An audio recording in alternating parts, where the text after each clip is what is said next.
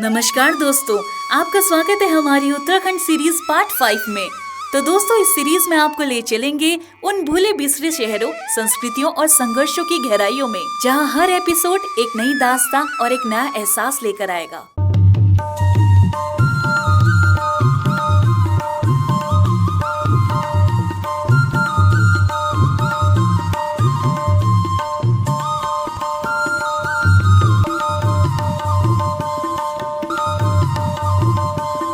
और आज हम बात करेंगे ऐसे शहर की जो कभी जिंदा था, जहां बच्चों की किलकारियां गूंजती थी, मंदिरों की घंटियां बजती थी और घाटों पर जीवन बहता था। आज वही है एक अधार झील, जिसकी गहराई में दबी है हजारों कहानियां।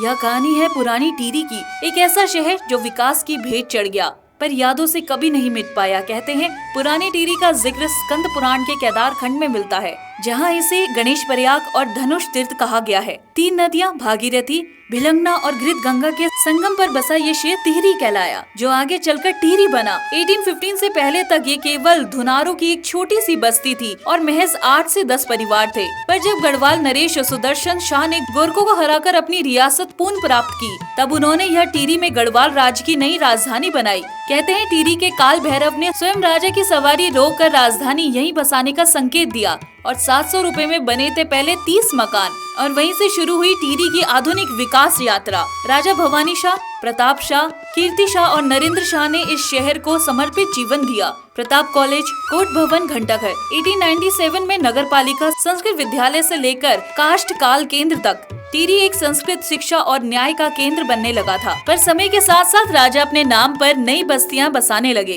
प्रताप नगर, कीर्ति नगर, नरेंद्र नगर। 1920 में नरेंद्र नगर को राजधानी बनाने की योजना शुरू हुई, जिससे टिहरी का विकास थोड़ा धीमा पड़ा। 1926 में टिहरी तक पहली बार सड़क पहुंची और फिर गाड़ियों की आवाजाही शुरू हुई। 1946 में नरेंद्र शाह ने राजगद्दी छोड़ी और मानवेंद्र शाह अंतिम राजा बने। पर 2 साल बाद ही 1948 में टिहरी जनक्रांति हुई और रियासत का अंत हुआ। टिहरी ने आजादी की लड़ाई में अपने निशान छोड़े और फिर भारत में विलय हो गया। और दोस्तों, 15 साल हो चुके हैं टिहरी के डूबे हुए, पर दिल में वो शहर आज भी जिंदा है। पुरानी टिहरी अब एक झील के नीचे सो रहा है, जिसे याद कर आज भी आंखें नम हो जाती हैं। ये सिर्फ शहर नहीं था, ये लोगों की पहचान, आस्था और इतिहास था।